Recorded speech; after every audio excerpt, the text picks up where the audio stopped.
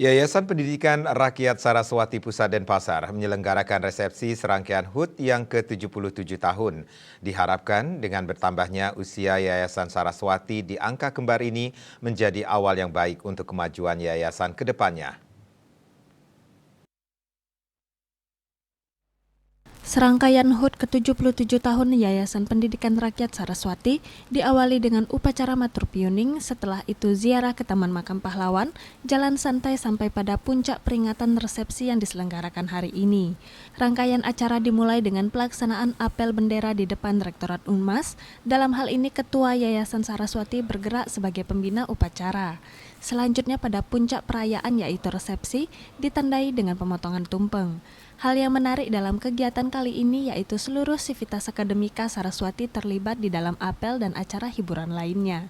Ketua Yayasan PR Saraswati Denpasar Cok Istri Sri Ramaswati mengatakan seluruh rangkaian HUT ke-77 guna meningkatkan rasa kebersamaan dan meningkatkan rasa saling memiliki bersama, sekaligus mohon doa restu kepada para pendiri yayasan agar selalu diberikan kesehatan untuk melanjutkan perjuangan lewat dunia pendidikan dan memajukan yayasan. Maklumat daripada maklumat daripada Yayasan Pendidikan bahwa yayasan itu lahir pada 8 Desember tahun 1998. Artinya Bapak Ibu almarhum dan Bapak Ibu almarhum.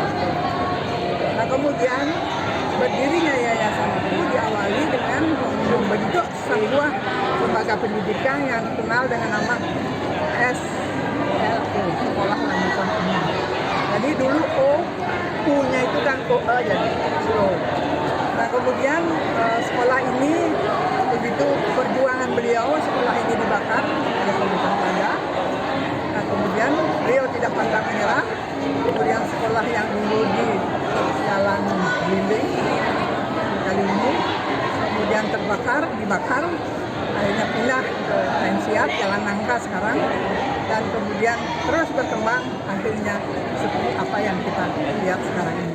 Kemudian di tahun 2023 ini memang banyak kader yang dialami yang diterima oleh yayasan, terutama adalah peningkatan ke arah kemajuan daripada lembaga-lembaga unit atau unit yang ada di lingkungan Yayasan Saraswati.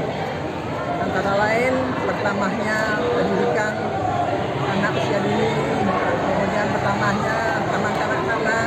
Ini menunjukkan minat daripada masyarakat tetap mempercayakan pendidikannya kepada sekolah. Ia juga meyakini seluruh unit di Yayasan PR Saraswati yang ia pimpin dengan konsep kebersamaan akan semakin maju dan menjadi lembaga pendidikan kebanggaan masyarakat Bali. Gung Istri, Bali TV.